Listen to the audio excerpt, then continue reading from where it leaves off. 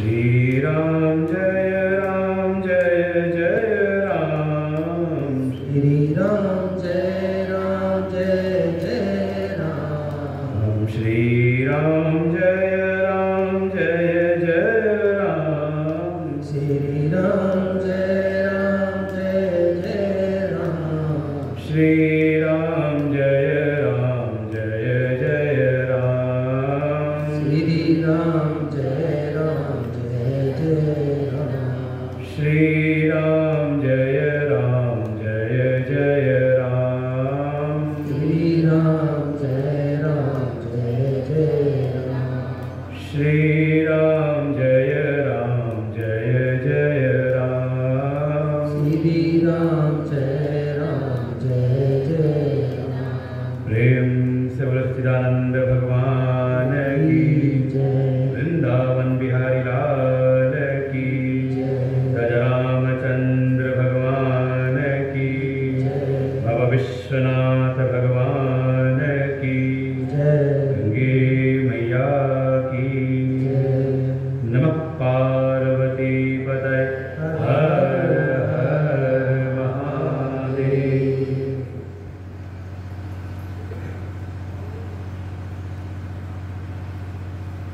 ॐ सहना भवतु सहनो भुनक्तु सह वीर्यं करवावहै तेजस्विनावधीतमस्तु मा विद्विषावहै। ॐ शान्ति शान्ति शान्तिः।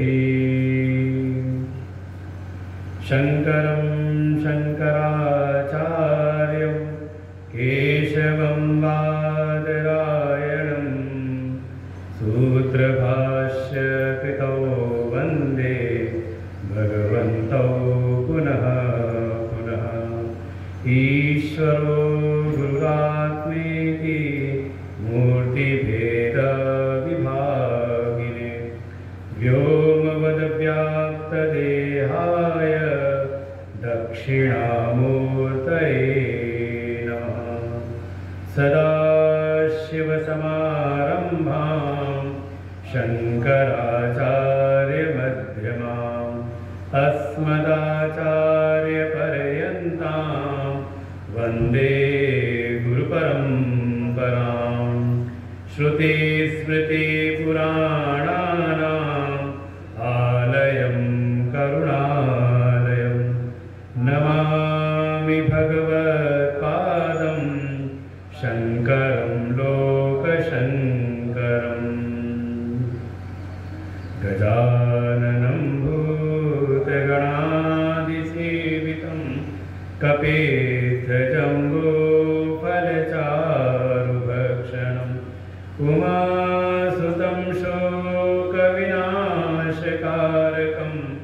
नमामि विघ्नेश्वरपादपङ्कजम्। ॐ पार्थाय प्रतिबोधितां भगवता नारायणेन स्वयं व्यासेन कथितां पुराणमुनिना मध्ये महाभारतम्। अद्वैतामृतवर्षिणीं भगवतीम् अष्टादशाध्यायिनीम् अम्ब त्वामनुसन्दधामि भगवद्गीते भवद्वेषिणीम्।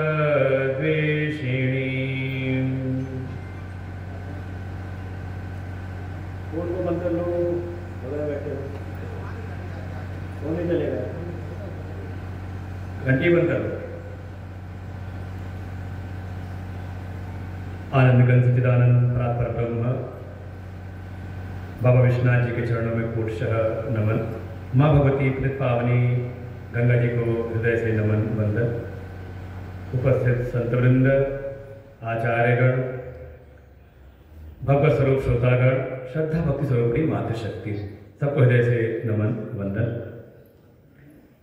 श्रीमद् भगवद गीता के तीसरे अध्याय के तीसरे श्लोक से हम लोग पाठ करते हैं। बेस कम करो, बढ़ गया। श्री भगवानुवाच लोकेऽस्मिन् द्विविधा निष्ठा पुरा प्रोक्ता मया नघ ज्ञानयोगेन सांख्यानां कर्मयोगेन योगिनां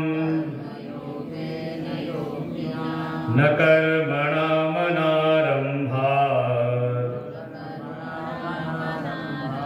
नैष्कर्म्यं पुरुषोऽश्नुते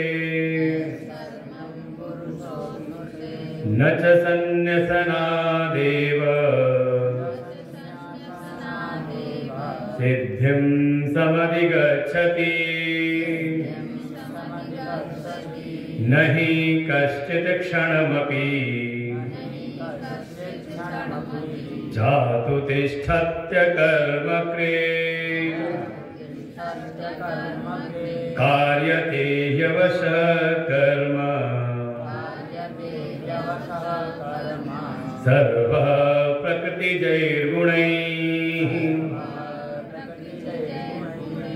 कर्मेन्द्रियाणि संयम्य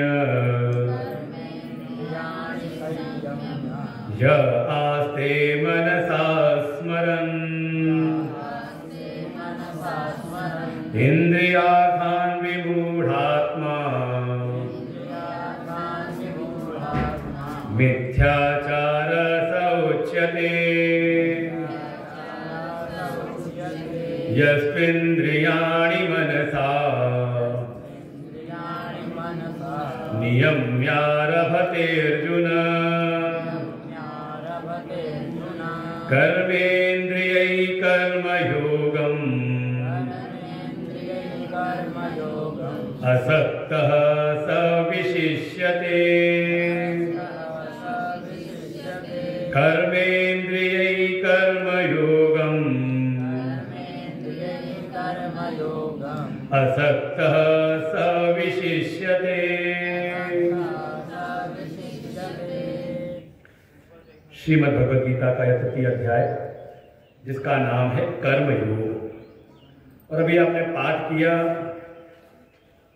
भगवान 7वें श्लोक में इस शब्द का प्रयोग करते हैं, कर्मेन्द्रियैः कर्मयोगम।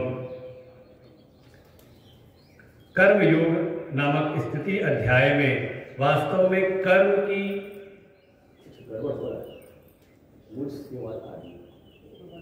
कल बिल्कुल ठीक था, कल कुछ नहीं बोले। मनुष्य के जीवन में वास्तव में कर्म की क्या भूमिका है, कर्म है क्या, कर्म की क्या भूमिका है, क्या स्थान हमारे जीवन में है। वो ज्यादा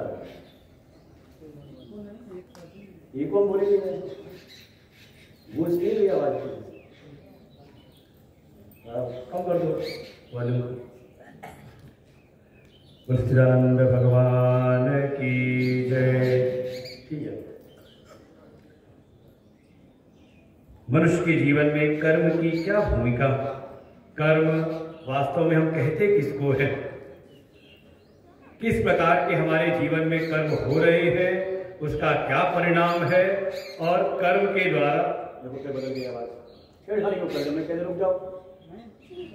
अभी आवाज बदलने के लिए बोलते बोलते हमारा पूरा जीवन इसी में बीत रहा है, आवाज सुन के। श्री राम जय राम जय जय राम।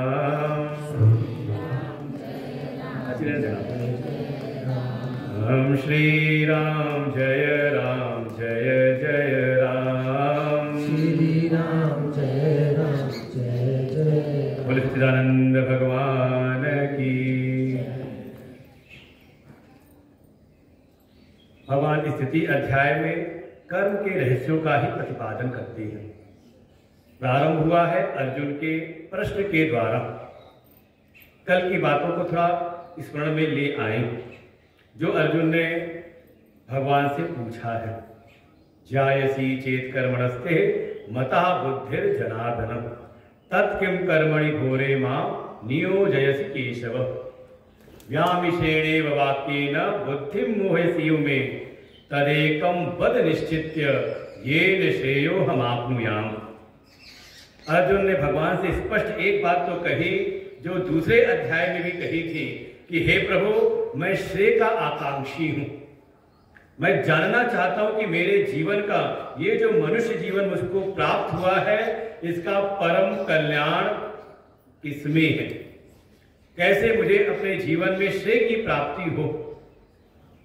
आप उसको निश्चित करके वो एक मार्ग बताइए। और जैसे अर्जुन ने और बातें भी कही थी कि इस समय मेरी जो बुद्धि है वो धर्म के विषय में मोहित हो रही है, निर्णय नहीं कर पा रही कि इस समय मेरा क्या कर्तव्य है, मुझको क्या करना चाहिए। आप मुझको अपनी शरण में लेकर के आप मुझको मार्गदर्शन प्रदान करिए। और शिष्य भाव से अर्जुन शरणागत होते हैं। ये देखिए, हमारी सनातन संस्कृति की जो एक महिमा है, हमारे गुरु बनाने की परंपरा नहीं है, क्योंकि समाज में ज्यादातर यही होता है कि हाँ चलो कोई गुरु ढूंढा जाए, गुरु बनाया जाए। कई बार चर्चा चलती है सामान्य व्यवहार में। और फिर कहीं ना कहीं अगर जीवन में कोई भटकाव आया, कोई समस्या आई, तो हम फिर दोषारोपण किस पर करते हैं? कहा गुरु जी, हमें ठीक गुरु मिले नहीं। ये आज की समस्या है, चर्चा का विषय बहुत है आज के समय में। और क्या कहें, रमेश जी बहुत पहले एक बार हमको मिले, गाजियाबाद में उन्होंने निमंत्रण कर दिया। एक बड़ा वहां का प्रसिद्ध मठ है, दूधेश्वर मठ, और वहां जब बैठे तो वहां पर थोड़ा इन्होंने परिचय कराया। तो एक सज्जन ने पूछ ही लिया, गुरु जी अच्छा ये बताइए, अच्छे साधु और बुरे साधुओं में कैसे पहचान करें? जानना तो नहीं है, किसी के मन में है तो नहीं ये बात, क्योंकि आज सुबह से एक प्रसंग चल रहा है कि अच्छे साधु कौन है और खराब वाले कौन से, कैसे पहचाने कि हम खराब के चक्कर में ना पड़े और अच्छे की प्राप्ति हमें हो जाए। तो उस समय का हमें याद आ रहा है कि हमने उनसे कहा कि ये जो भेद आप पूछ रहे हैं, वास्तव में ऐसा कोई भेद हमारे शास्त्रों में तो हमने पढ़ा नहीं। अच्छे साधु बुरे साधु का ऐसी कोई पहचान लक्षण तो हमने सुना नहीं। हाँ, अगर कहीं सुना है तो आपके लक्षण सुनने को मिल जाएगा कि संत के क्या लक्षण है, असंत के क्या लक्षण है, साधु के क्या लक्षण है, असाधु के क्या लक्षण है। वास्तव में जो जीवन को साध ले, जो जीवन को अच्छा बना ले, उसको हम कहते हैं साधु। तो वहां पे अच्छे बुरे की तो कोई पहचान है नहीं। मूल बात यह है कि आपके भीतर किस प्रकार की श्रद्धा है, आपके भीतर जानने की इच्छा है कि नहीं। विद्यालय एक ही है, उसी विद्यालय में पढ़ करके कोई उच्च पदों पर आसीन होता है, समाज में उसकी प्रतिष्ठा हो जाती है, और उसी विद्यालय में पढ़ करके शायद हो सकता है उसका जीवन, शायद जीवन में वो श्रेष्ठता न प्रकट हो रही हो। तो इसमें दोष किसका है? विद्यालय का। किसका दोष है? कहा जो पढ़ने गया है उसको भी तो विचार करना चाहिए कि उसकी मनस्थिति कैसी है, उसके भीतर की भावना कैसी है। क्या हमारे भीतर जानने की इच्छा है? और जब किसी भी विषय की जिज्ञासा भीतर उत्पन्न होती है, तो जिज्ञासा जब शरणागत कराती है, तो आपके जीवन में कहीं ना कहीं गुरु की उपलब्धि हो जाती है। इसीलिए अर्जुन ये नहीं कहते हे प्रभु मैं आपकी शरण में आया हूं, आप मेरे गुरु बन जाइए। दुर्योधन गया है गुरु जी की शरण में, पहले अध्याय अगर आपने चिंतन किया हो। आचार्यम उपसंगम्य दृष्ट्वा पांडवानीकम, पांडवों की पूरी सेना को देख करके फिर दुर्योधन गया है अपने आचार्य की शरण में। आचार्यम उपसंगम्य राजा वचनम अब्रवीत। लेकिन वहां गुरु जी का कोई उपदेश नहीं मिलता, द्रोणाचार्य का एक भी शब्द नहीं है श्रीमद् भगवत गीता में, मौन है। कारण वहां गुरु तो है लेकिन शिष्य नहीं है, शिष्यत्व वाला भाव वहां पर नहीं है। क्योंकि वहां वर्णन ही किया कि पहले तो जाकर के पूरी सेना को उन्होंने खुद देखा, दृष्ट्वा तु पांडवानीकं व्यूढ़ं दुर्योधन तदा, दुर्योधन ने जाके पूरी सेना को स्वयं देखा और फिर गुरु जी के पास जाके कहता है, हे गुरु जी पश्यताम पांडुपुत्राणाम, हमने तो देख लिया, थोड़ा आप भी देखो। ये पांडवों की सेना जो सामने खड़ी है व्यूहाकार खड़ी है, और देखिए इसका सेनापति कौन है, तव शिष्येण धीमताम, आप ही का सिखाया पढ़ाया बड़ा बुद्धिमान शिष्य है आपका, आप ही के सामने संकेत किया है सेनापति को, लेकिन लक्षित कर रहे हैं सामने सारे पांडवों को भी। आप देखिए सूक्ष्म प्रवृत्ति है, कहीं ना कहीं आचार्य द्रोण के भीतर एक विद्वेष की भावना उत्पन्न करने की, आत्मकल्याण के नहीं गए हैं और कुछ अपने किसी निज स्वार्थ के लिए वहां पर गए हैं, और पूरी सेना को दिखाते हुए अंत में कह देता है दुर्योधन भी, अन्य च बहवा शूरा, और भी बहुत सारे शूरवीर हैं, किस लिए खड़े हैं, मदर्थे त्यक्त जीविता, मुझे राज्य की प्राप्ति हो चाहे भले सबके प्राण चले जाएं। एक स्वार्थ बुद्धि दिखाई दी, और इस भाव के साथ में थोड़ा आचार्य की निष्ठा पर भी कहीं ना कहीं एक संशय है कि ये खड़े भले हमारे पक्ष में हैं, लेकिन इनका जो प्रेम है वो शायद शत्रु पक्ष की ओर है, इसीलिए थोड़ा विद्वेष उत्पन्न करने की बात ऐसे कही है। जैसे आप भी कहते हो किसी को व्यंग करते हो और सिखाओ पढ़ाओ कर सामने ना खड़ा हो जाए, या कोई सामने खड़ा हो गया हो तो कई बार जो जानने वाले कहते हैं तुम्हारा ही सिखाया पढ़ाया हुआ है, तो ऐसे ही दुर्योधन भी कहते हैं तव शिष्येण धीमता, तुम्हारे आपका ही। वैसे संस्कृत भाषा बड़ी सभ्य भाषा है और समृद्ध भाषा है, अंग्रेजी जैसी गरीब नहीं है, दरिद्र भाषा नहीं है। वहां तुम के लिए एक ही शब्द है, दूसरे को संबोधन करा तो यू, लेकिन अंग्रेजी संस्कृत में अगर हिंदी में ही है, छोटा है तो हम तुम बोलते हैं, बड़ा है तो आप। ऐसे ही संस्कृत में भी छोटा है तो तव और बड़ा हो तो भगवान, ये है संबोधन। यहां क्या कह रहे हैं, तव शिष्येण धीमताम, शायद भीतर वो श्रद्धा नहीं, वो शिष्यत्व की भावना नहीं, जानने की नहीं, बल्कि गुरु जी को भी दिखाने जाता है। परिणाम दुर्योधन को एक भी शब्द आचार्य का सुनने को मिलता नहीं, द्रोणाचार्य मौन रहते हैं। और वहीं अर्जुन गए अपने सारथी की शरण में, और वो भी यही बात, उनके मन में भी ये सेना को देखना है, लेकिन प्रार्थना करते हैं भगवान से कि मेरे रथ को दोनों सेनाओं के मध्य स्थापित करिए, रथम स्थापय मेच्युत, हे अच्युत मेरे रथ को ले जाके दोनों सेनाओं के मध्य खड़ा करिए, मैं देखना चाहता हूं, आप दिखाइए कि किनके किनके साथ मुझको युद्ध करना है। यावदेता निरीक्षेयम्, मैं निरीक्षण कर सकूं, देख सकूं कि किनके किनके साथ मुझको युद्ध करना है। कैर्मया सह योद्धव्यम अस्मिन् समुद्र में। और यहां स्थिति कैसी है कि अर्जुन का रथ भगवान लेके जाते हैं दोनों सेनाओं के मध्य में, और भगवान अर्जुन से कहते हैं पश्येतान पार्थ, हे पार्थ तो इनको देख ले। बस रथ को खड़ा किया है भीष्म द्रोण प्रमुखतः। भाई अर्जुन ने तो इतना ही कहा ना, भाई जो रथी है अर्जुन, उन्होंने आज्ञा दी कि दोनों सेनाओं के मध्य खड़ा कर दो। तो अगर भगवान को केवल युद्ध में प्रेरित करना होता अर्जुन को, तो ले जाकर के रथ को खड़ा करते जहां दुर्योधन खड़ा है, जहां शकुनी खड़े हैं, जहां दुशासन का रथ खड़ा है, शायद वहां जाके खड़ा करते, जिससे भीतर एक रोष प्रकट हो, और वो जो युद्ध क्रीड़ा की सभा की जो घटनाएं थी, अर्जुन को अपने प्रतिज्ञाएं स्मरण में आती और युद्ध के लिए तत्पर हो जाते।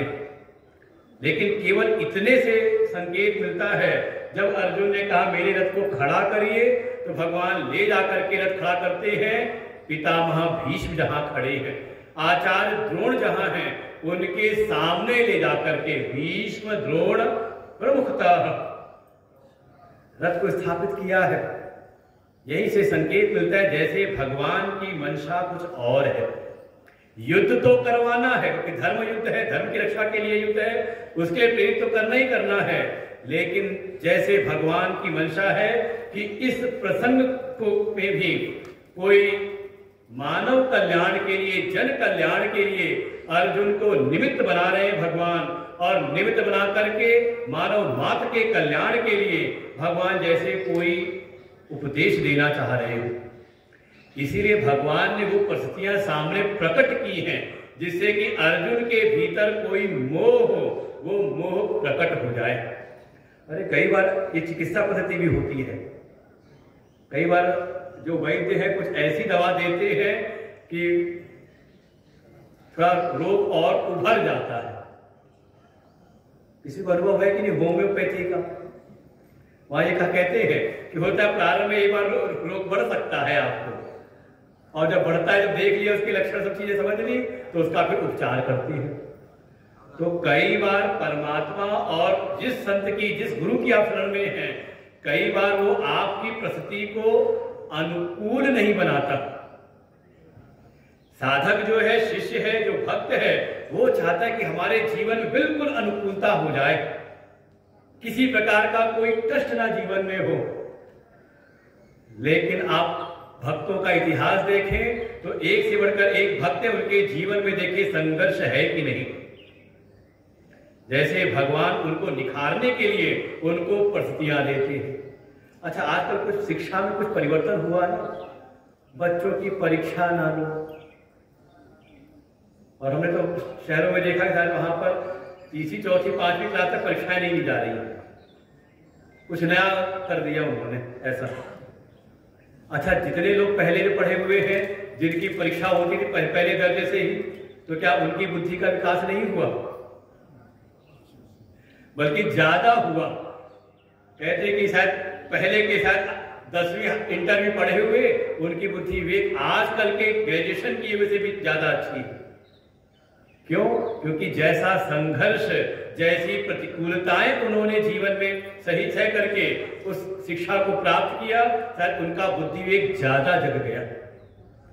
अनुकूलता में बुद्धि कहीं ना कहीं मंद रह जाती है, और प्रतिकूलता में, तो जीवन में अगर कोई प्रतिकूलता आए तो समझ लेना कि भगवान कहीं ना कहीं हमारी परीक्षा ले रही है। डरे ना, भयभीत ना हो, बल्कि अपने को तैयार करें। समझ ले भगवान कुछ बड़ा देना चाह रहे हैं, और उसके लिए हमारी कहीं ना कहीं परीक्षा हो रही है। क्योंकि संसार में जो भी श्रेष्ठ वस्तु है, श्रेष्ठ पद है, वो कोई ना कोई निश्चित योग्यता चाहती है। आप योग्य हैं कि नहीं, उसकी परीक्षा होनी चाहिए कि नहीं। अगर अयोग्य व्यक्ति के हाथ में कोई श्रेष्ठ वस्तु दे दे, तो उसका भी वो दुरुपयोग करता है, या तो उस शक्ति, उस सामर्थ्य का को व्यर्थ कर देता है। भगवान जैसे स्वयं अर्जुन के सामने एक परिस्थिति ऐसी प्रकट करते हैं कि अर्जुन के भीतर जो अज्ञान जनित मोह है, वो सेना को देख करके प्रकट होता है।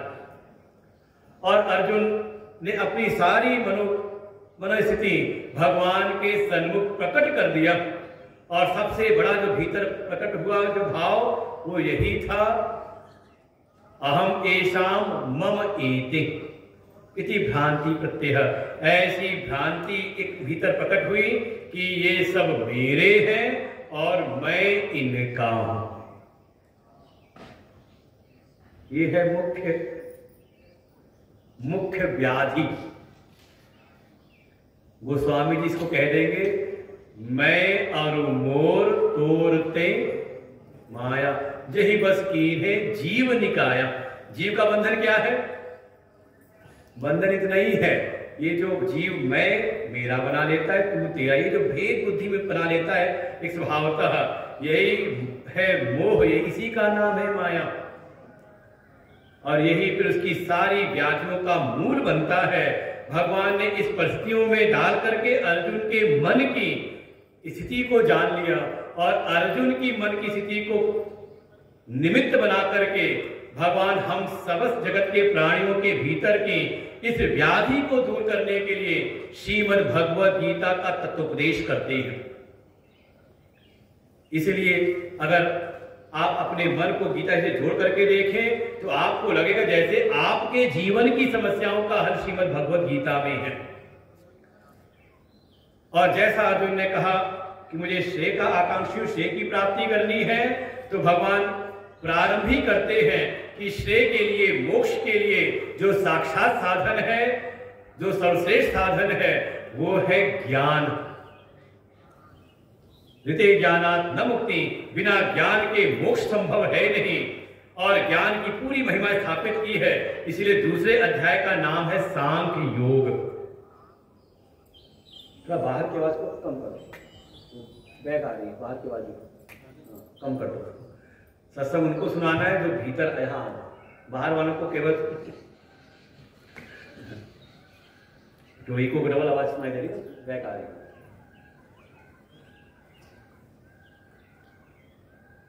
सांख्य योग की भगवान ने महिमा स्थापित की दूसरे अध्याय में, और उसके साधन रूप में बताया है, कर्म योग का विषय उठाया। लेकिन अर्जुन के मन में यहीं से एक जो संदेह उत्पन्न हुआ कि भगवान ज्ञान की तो महिमा स्थापित कर रहे हैं, दो मार्ग है, ज्ञान का मार्ग और कर्म का मार्ग। और समाज में देखो ये चर्चा खूब चलती है, ज्ञान से मुक्ति होगी कि कर्म के द्वारा मुक्ति होगी। ये समाज के देखिए प्रसिद्ध विषय है और बड़ी बहस होती है। इसी श्रीमद् भगवद गीता पर, इस गीता से प्रभावित होकर के जब उन्होंने अपनी व्याख्याएं लिखी, तो कोई कहता है इसमें कर्म का प्रतिपादन है। उनकी टीका का नाम ही हो गया कर्म रहस्य। कोई इसी गीता को अनुशीलन किया, इसका अध्ययन किया, और जब अपनी अभिव्यक्ति की तो कहते हैं श्रीमद् भगवद गीता में भक्ति की चर्चा की गई है। भक्ति का ग्रंथ है, वास्तव में भगवान के चरणों में शरणागति कैसे ग्रहण की जाए उसका निरूपण है। ऐसे भी आपको टीकाएं मिलेंगी, और हो सकता है आपको ऐसी भी टीका मिले जिसमें स्पष्ट निष्कर्ष है कि श्रीमद् भगवद गीता में आत्मज्ञान ब्रह्म विद्या का प्रतिपादन है। तो वास्तव में कौन सा रास्ता श्रेष्ठ है? अब देखो, 2 से आगे 3 में कर्म का मार्ग श्रेष्ठ है कि भक्ति का मार्ग श्रेष्ठ है या फिर ज्ञान का मार्ग? कौन सा मार्ग श्रेष्ठ है? देखो अब आ गई बात कर्म की। असल भक्ति में लगे हुए हैं वो, कोई भक्त नहीं बैठे यहां पर। भक्ति का मार्ग श्रेष्ठ नहीं है। अच्छा, कुछ ज्ञानी ध्यानी हो, बाबा विश्वनाथ की नगरी सदाशिव समारंभा जो आदि गुरु है, उनकी इस अविमुक्तेश्वर नगरी के कोई हो ज्ञानी ध्यानी, तो क्या ज्ञान का मार्ग श्रेष्ठ नहीं है? कुछ वो नहीं रहे। समाज में देखिए यही टकराहट है, ज्ञान श्रेष्ठ की भक्ति की कर्म। हम तत्काल किसी ना किसी निष्कर्ष में पहुंच जाते हैं, बस यही समस्या है। श्रीमद् भगवद गीता का जो तात्पर्य है, आप पूर्वाग्रही मत से हो जाएंगे तो आप उसके तात्पर्य को पकड़ नहीं सकते। जैसे कहा गया, अच्छा कोई अधकचरे ज्ञान से आए आपके पास कोई विद्या सीखने के लिए, उसको सिखाना आसान है या कोई बिल्कुल साफ हो? एक घटना हुई कि 2 मित्र, बाहर के बाद बंदी कर दो, बाहर वालों बंद, बाहर के माइक में है ना, हॉर्न जो है, हाँ वही कैसे बंद करो। एक घटना हुई कि 2 मित्र थे, उनके मन में हुआ कुछ संगीत सीखा जाए। तो क्षेत्र के जो संगीत विशारद एक आचार्य थे, दोनों पहुंचे उनके पास में कि हमें संगीत सीखना है। तो आचार्य ने भी इंटरव्यू लिया पहले का एक एक करके आप इंटरव्यू तो लिए, देखे तो तुम लोग क्या क्या आता है। तो पहले एक जो गया उससे पूछा, अच्छा संगीत सीखना चाहते हो, कुछ आता होता है कि संगीत में कुछ सरगम वरगम कुछ सीखा है कि नहीं। उसने कहा हाँ थोड़ा बहुत आता है, थोड़ा हारमोनियम बजा लेता हूँ, कहीं भजन कीर्तन में भजन भी गा लेता हूँ, कुछ सरगम का भी कुछ ज्ञान है, ऐसे ही सब मैं जानता हूँ, बस आपकी कृपा हो जाए तो अच्छा मैं गायक हो जाऊंगा। उन्होंने कहा ठीक है कल से आना, लेकिन देखो महीने का शुल्क लगेगा, पहले महीने का शुल्क लगेगा 1000 रुपए। अच्छा ठीक है गुरुजी। फिर दूसरा आया, उसका भी इंटरव्यू हुआ। गुरुजी ने पूछा हाँ भाई तुम भी संगीत सीखना चाहते हो, कुछ आता होता है कि नहीं। तो उसने कहा गुरुजी मुझे तो कुछ भी नहीं आता, लेकिन इच्छा है भीतर कि हाँ कुछ मैं भी संगीत के मार्ग में कुछ आगे बढ़ूं, कुछ संगीत सीखूं मैं भी। और आपका बड़ा नाम सुना है, बड़ी महिमा सुनी है, आपकी कृपा हो जाए तो कुछ मैं भी जान जाऊं। उसने कहा ठीक है सिखा लो, तुम्हें कुछ भी नहीं आता, कुछ नहीं सीखा, कुछ तबला वबला कुछ ढोलक बजाना नहीं जानते कुछ। कहा नहीं गुरुजी कुछ नहीं। तो गुरुजी कहा ठीक है कल से आना, पहले महीने की जो शुल्क लगेगा 500 रुपए। कहा जी गुरुजी। बाहर गए, जब दोनों मित्रों जो मिले, बातचीत हुई दोनों में, और जब बताया कि उन्होंने शुल्क के लिए भी कहा है 500 रुपए कहा लगेगा, वो दूसरे वाले को लगा तुमसे 500 रुपए कहा, हमसे तो कहा 1000 रुपए। अरे तुझे तो कुछ आता भी नहीं, मुझे तो कुछ आता भी है, लगता है गुरुजी से कोई गलती हो गई है, तेरी फीस ज्यादा होगी मेरी फीस कम होगी, तो लगता है गुरुजी से कुछ गलती हो गई है। दोनों वापस पहुंच गए गुरुजी के पास में। अरे गुरुजी लगता है आपने कुछ गलती से कुछ शुल्क ठीक ठाक लगता गड़बड़ी हो गई, इसको तो कुछ नहीं आता, इसको आपने 500 रुपए कहा और मुझे तो कुछ आता है, इसके लिए आपने तब भी आपने उसको 1000 रुपए कह दिया, इसकी 1000 रुपए होगी, मेरी 500 रुपए होगी फीस। गुरुजी ने कहा नहीं बिल्कुल ठीक कहा है, कोई गलती नहीं हुई है, इसकी 500 रुपए क्योंकि इसको केवल सिखाना है, और तुम्हारी डबल फीस इसलिए कि तुम्हारी पहले वाली चीज भुलानी है। भाई क्लास में जब मास्टर आता है तो पहला काम क्या करता है? पहला काम करता है डस्टर उठा करके, जो पहले वाले अध्यापक पढ़ा के गए हैं डस्टर से पहले बोर्ड को, अच्छा वो भी आकर उसमें लिखना शुरू कर दे, उसी में अगला अध्यापक है वो भी उसी में लिखना शुरू कर दे, तो समझ में क्या आएगा? तो पहला काम है कि डस्टर लेकर के पहले पिछली कक्षा जो पढ़ा है उसको पहले साफ करो, फिर वो अपना विषय पढ़ाता है। इसीलिए कम से कम शास्त्रों को अगर जानना है, समझना है, तो संतों की शरण में जाए, शिष्य बन करके, गुरु जी के गुरु बन करके ना जाए, नहीं तो समस्या बहुत हो जाएगी, फिर वहां तक आपको कुछ प्राप्त होगा नहीं। अपने समस्त पूर्वाग्रहों को किनारे करके अगर आप अपने पूर्वाग्रहों को लेकर के अपने पक्ष को लेकर के पहुंचेंगे तो शायद आपको वहां पर ज्ञान की प्राप्ति होगी नहीं। मूलक हृदय न चेत जो गुरु मिलय विरंचि सम। स्वयं ब्रह्मा भी क्यों ना आ जाए, आपका फिर उद्धार संभव है नहीं। अर्जुन ने शरणागति ग्रहण की, भगवान उपदेश करते हैं कि श्रेय के मार्ग के लिए जो श्रेष्ठ साधन है वो तो है ज्ञान। बिना ज्ञान के हृदय ज्ञानात् न मुक्ति, बिना ज्ञान के तो श्रेय की प्राप्ति हो नहीं सकती। लेकिन अगर कोई ज्ञान का अधिकारी नहीं है तो उस अधिकारित्व की प्राप्ति के लिए कर्म की साधना अनिवार्य है। और पुनः दूसरे अध्याय में ज्ञानियों की महिमा का वर्णन किया है 18 श्लोकों में। यहीं से अर्जुन के मन के भीतर ये एक प्रश्न उत्पन्न हुआ कि आप जब कर्म की अपेक्षा ज्ञान को श्रेष्ठ बता रहे हैं तो मुझको फिर कर्म में क्यों लगा रहे हैं? देखो यही से समस्या होती है, कई बार शास्त्रों को समझ नहीं पाते। प्रश्न को समझना पहले जरूरी है कि कोई शास्त्र अगर हमने अध्ययन के लिए उठाया है तो पहले देखें कि वो किस मनोवृत्ति के साधक के लिए उपदेश किया जा रहा है। और देखिए हमारे जितने भी शास्त्र हैं वो प्रश्न से प्रारंभ होते हैं। तो प्रश्नों की विद्या में देखेंगे, कोई शिष्य गया, उसने अपने मन की बातें कही, अपने प्रश्न रखे, जिज्ञासा रखी, और आचार्य उपदेश करते हैं। गीता जी, अर्जुन ने प्रश्न किया। अच्छा, भागवत का प्रारंभ कैसे हुआ?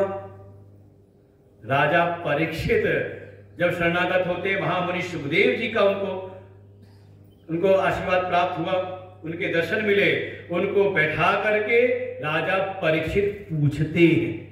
इसे देखिए, संवाद रूप में है, राजोवाच और फिर शुकुवाच, ये सब संवाद मिलेगा उसमें, और उसी के अंतर्गत और भी संवाद मिलेंगे आपको।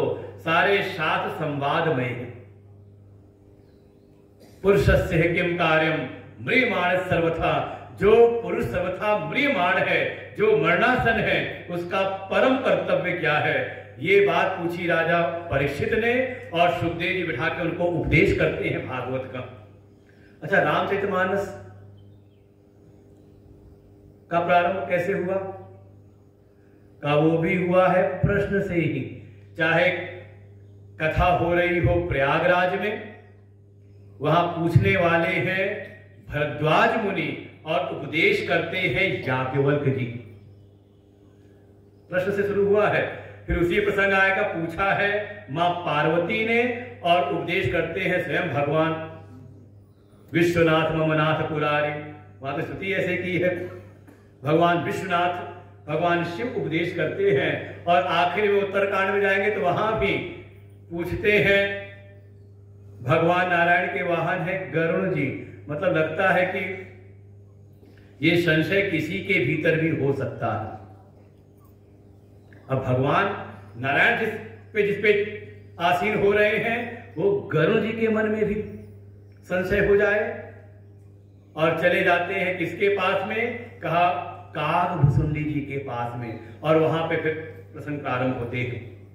तो कम से कम शास्त्रों का चिंतन करना है, तो ये देखिए कि वो किस मूल प्रश्न उसका क्या है, किस प्रश्न को लेकर के आगे उपदेश दिया जा रहा है, उस प्रश्न के साथ में हमारा मन जुड़ रहा कि नहीं जुड़ रहा।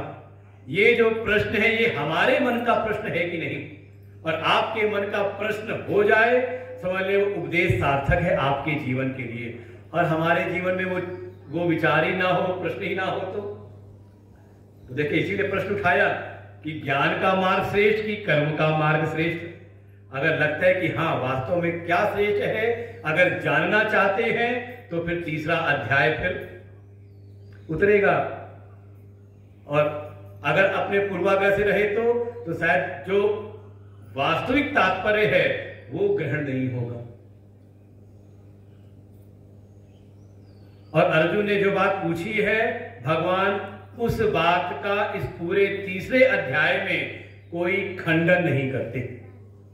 जो पहली बात कही है, जायसी चेत कर्मणस्ते मता बुद्धिर जनार्दना, हे जनार्दन, आपके मत में अगर कर्म की अपेक्षा ज्ञान श्रेष्ठ है, तो जैसे भगवान ने स्वीकार कर लिया कि अर्जुन तुमने ये बात तो तुमने ठीक कही है कि कर्म के सापेक्ष में ज्ञान श्रेष्ठ है, इस बात का निराकरण नहीं किया। हाँ, उत्तर देंगे किस बातों का? जो अगली दो बातें पूछी हैं कि अगर ज्ञान श्रेष्ठ है तो मुझको कर्म में क्यों लगाते हैं, किम कर्मणि घोरे माम, भगवान इसका उत्तर देंगे। और प्रारंभ किया भगवान ने, जो दूसरी बात कही थी कि ये आपके जो वचन हैं ये बड़े मिले जुले हुए से हैं। तो जैसा प्रश्न के अनुरूप ही भगवान ने पहला उत्तर दिया कि ये अर्जुन, ये दोनों बातें मिली जुली नहीं, बल्कि जैसा अधिकारी है, अधिकारी के अनुरूप शास्त्र में उपदेश दिए गए हैं, और ये दो प्रकार के मार्ग मेरे द्वारा ही स्थापित हैं। ये जो वैदिक दो मार्ग हैं, एक प्रवृत्ति का कर्म का मार्ग और दूसरा निवृत्ति का ज्ञान का मार्ग, ये दोनों मेरे द्वारा स्थापित हैं। जो विवेकी हैं, फिर जिनकी बुद्धि जगी हुई है, संसार की विषय वास्ता जिनको प्रभावित नहीं करती, ऐसे निर्मल शुद्ध अंतःकरण वाले परम विवेकी कोई है, तो ऐसे सांख्य योगियों के लिए ज्ञान योग की निष्ठा कही गई है, ज्ञान का मार्ग।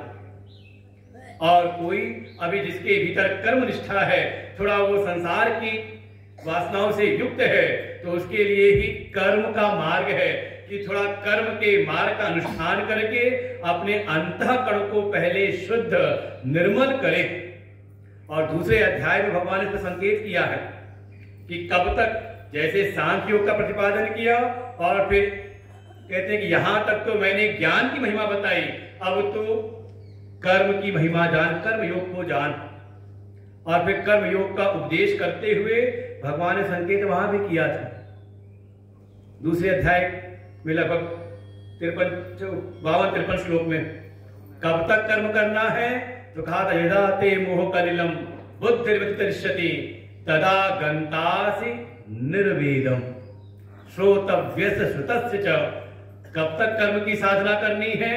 कहा जब तक ये स्थिति ना हो जाए, यदा, जब तक मोह कलिलम, जब तक ये अज्ञान जनित मोह से चित्त कलुषित है तब तक कर्म करते रहना है।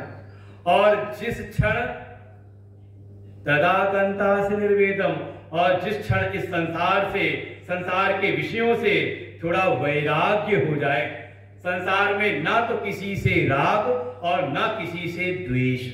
देखो ये दो वृत्ति हैं जो हमारे जीवन को प्रभावित किए रहती हैं। पूरा जीवन देखें है कि नहीं? अच्छा ऐसे समझ में नहीं आएगा। हमारे जीवन में दो चीजें ना हो, समझ लो आप राग द्वेष से मुक्त हैं। ना तो किसी की प्रशंसा करें और ना ही किसी की निंदा करें। है जीवन ऐसा? और समझ लो कोई हो जाए, समझ लो फिर सन्यासी है वो।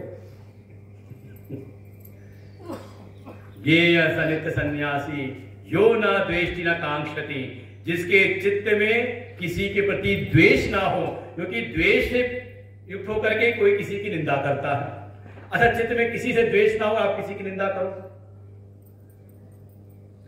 और जीवन में किसी से कोई आकांक्षा ना हो, जो न कांक्षति, आकांक्षा ना हो और आप प्रशंसा करो,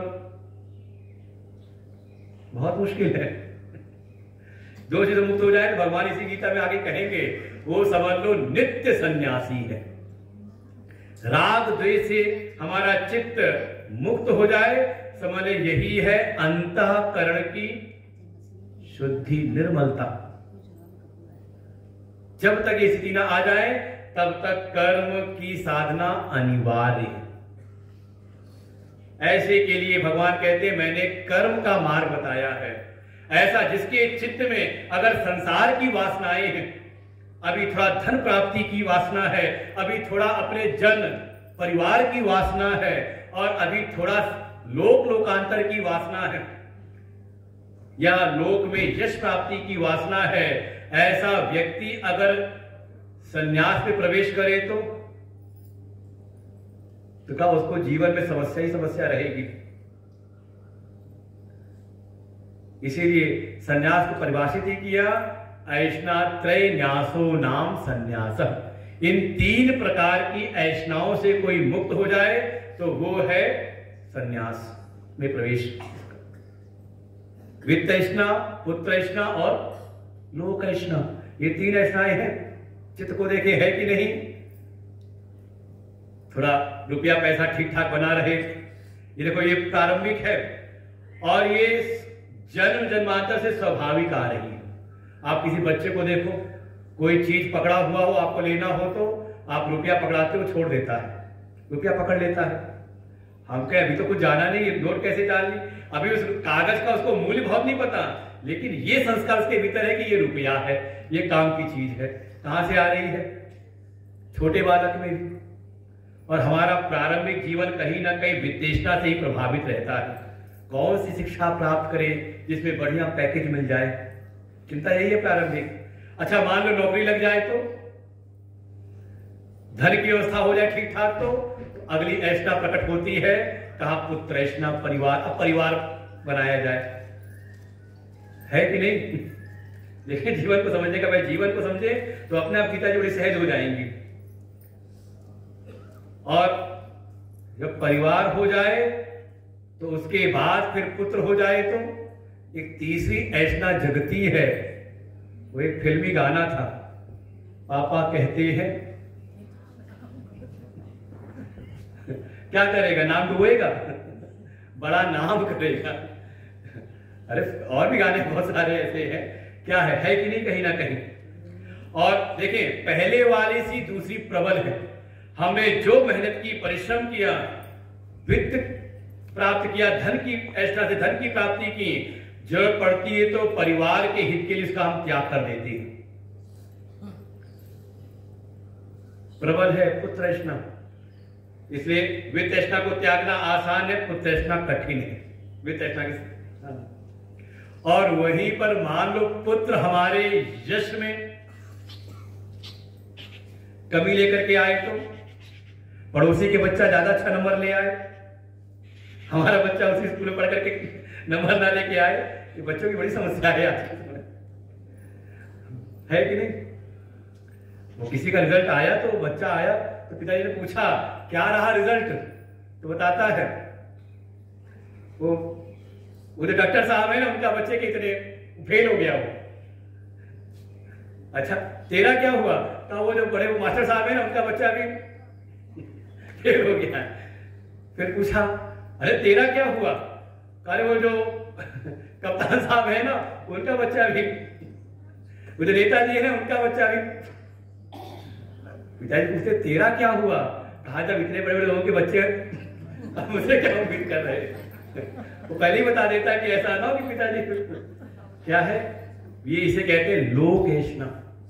अगर यश में परिवार बाधा बने तो हम परिवार का भी त्याग करने में देरी नहीं करते।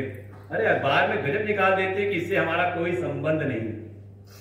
ये वास्तविकता है समाज की। ये तीनों ऐसाएं अगर भीतर हैं तो ऐसा कोई है, वासना अनुसारी जीवन कहीं ना कहीं बीती, वासनाएं बैठी है भीतर, ऐसाएं बैठी हुई हैं। तो अगर ऐसे व्यक्ति को ज्ञान में सीधे लेकर के आए तो शायद ज्ञान निष्प्रभावी हो जाए। अब देखिए शास्त्रों में जगह जगह पे बातें हैं, पकड़ने की बात है। ममता रत सन ज्ञान कहानी, अति लोभी सन विरति बखानी, क्रोधे सम कामई हरि कथा, ऊसर बीज बए फल जथा। कोई बहुत ममत्व में हो, अभी मैं मेरे से घिरा हुआ है, उसके सामने आप ज्ञान की बड़ी सी बड़ी बात करो, वो समझ लो जैसे ऊसर में बीज बो रही है। हर जगह कोई बहुत लोभी हो, उससे वैराग की बात करो, उसके पल्ले नहीं पड़ने वाली बिल्कुल। इसलिए पहले क्या करें, पहले उसको उपजाऊ बनाएं। तो जीवन अपने अंतःकरण को इस ज्ञान के लिए, इस सांख्य योग के लिए उपजाऊ बनाने का साधन है कर्म योग। भगवान पहले से कहते आए हैं, लेकिन अर्जुन ने पूछा तो भगवान पुनः इस बात को पहले कहते हैं कि ये जो मन के भीतर है कि ये दोनों प्रकार की बातें लिखी हुई हैं, मिली जुली हुई सी का मिली जुली बिल्कुल स्पष्ट अलग अलग है। जैसा अधिकारी अधिकारी के अनुरूप मेरे द्वारा ये दोनों प्रकार की निष्ठाएं बताई गई हैं, इसलिए इसमें बिल्कुल कोई संदेह ना रह जाए। अब प्रारंभ करते हैं उस वृत्ति पर जो प्रश्न पूछा अर्जुन ने कि अगर ज्ञान श्रेष्ठ है, अब हम भी इतनी ज्ञान की महिमा बता दें और आपको कहें चलो सेवा में लगो, तो मन में तो आपके भी आएगा। ऐसे कुछ और भी कर्म और ज्ञान को समझना हो तो बड़ा रहस्य है इन सब चीजों में।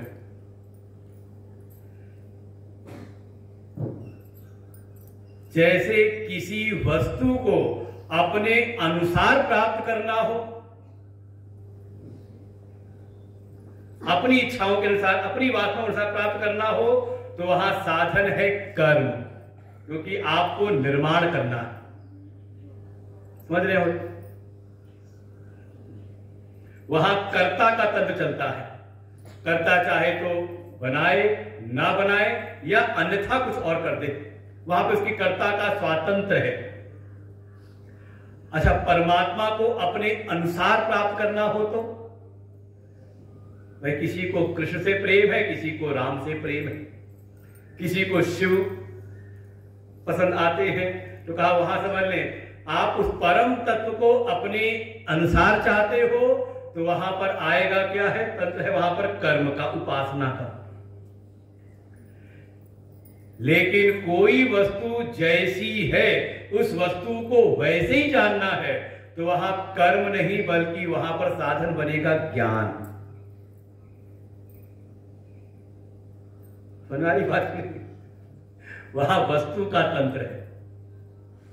वहां पर उस वस्तु के ज्ञान के लिए आपको उसके अनुकूल स्वयं को बनाना पड़ेगा, वहां बाहर परिवर्तन नहीं करना है।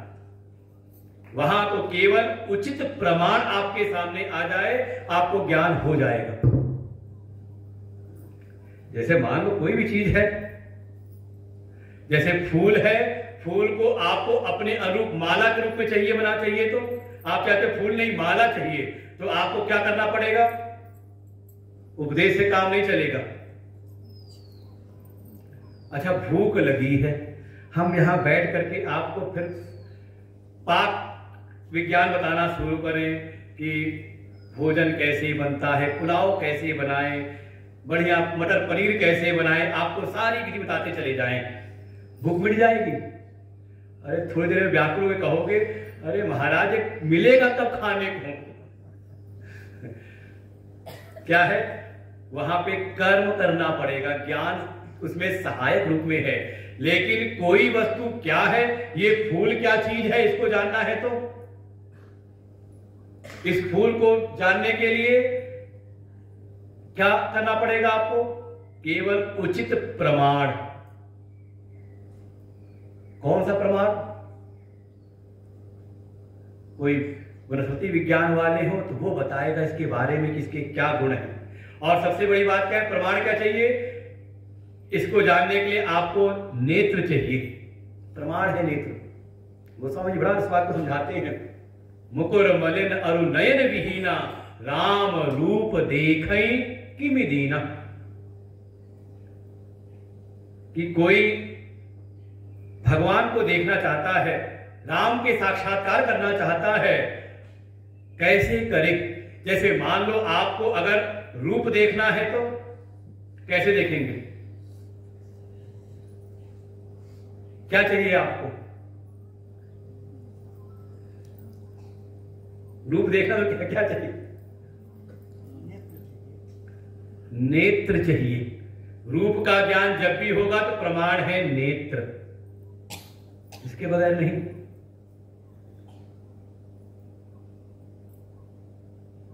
अच्छा, नेत्र भी है। जैसे अपना रूप देखना है तो पहले तो चाहिए जिस साधन में आपको देखना है। क्या कहा? दर्पण। नेत्र नहीं। अपना रूप देखना है तो पहले चाहिए जिसमें देखना है साधन, वो है दर्पण। दर्पण चाहिए। और दर्पण भी कैसा हो? कहा स्वच्छ हो। अगर उस पर कोई परत पड़ी हुई है तो नहीं होगा। और दर्पण बढ़िया है लेकिन नेत्र नहीं है प्रमाण रूप के विषय में, तो भी नहीं होगा। तो पहले जिसमें देखना है वो साधन सही हो और साथ ही उचित प्रमाण हो। नेत्र रूप का ज्ञान कान से नहीं होगा, जिह्वा से नहीं होगा, किससे होगा? कहा नेत्र के द्वारा। ऐसे ही तत्व का दर्शन करना है, राम का दर्शन करना है तो पहले अंतःकरण शुद्ध हो, मुकुर मलिन। अंतःकरण रूपी अगर आप जो दर्पण है वो अगर मलिन है तो नहीं होगा। तो पहली आवश्यकता है कि आप अंतःकरण को शुद्ध निर्मल करें। इसके लिए आवश्यकता है कर्म के साधन की। और अंतःकरण निर्मल हो जाए तो फिर आवश्यकता है प्रमाण की। और वहां पर प्रमाण है वेद, शास्त्र प्रमाण है। शास्त्र को पहले शास्त्र के अनुसार जाने, मन मर्जी से नहीं तो हम भगवान के बारे में ज्ञान प्राप्त करते हैं कहां से? तो आजकल की एक नई यूनिवर्सिटी खड़ी हो गई है, व्हाट्सएप और फेसबुक की वाली यूनिवर्सिटी। कुछ भी सुन पढ़ करके आ जाते हैं और फिर तर्क करते हैं, या फिर टीवी में देख करके। वहां से नहीं का प्रमाण। तो जो कर्म का जो विभाग है वो निर्माण का विभाग है। किसी चीज को अपने अनुकूल बनाना है तो आपको आवश्यकता पड़ेगी कर्म की। लेकिन जो वस्तु जैसी है उसको वैसी ही जाननी है तो साधन है ज्ञान। अब इतना समझ ले, इस बात को पकड़ ले, फिर आगे समझ में आता है। अब प्रवेश करते हैं कि अर्जुन ने दूसरी बात कही थी कि फिर मुझको कर्म में क्यों लगाती है। अब भगवान इस प्रसंग को थोड़ा लंबा लेकर के चलेंगे कर्म की अनिवार्यता के ऊपर। एक बार चौथा श्लोक फिर पढ़ते हैं। न कर्मणामनारंभात्,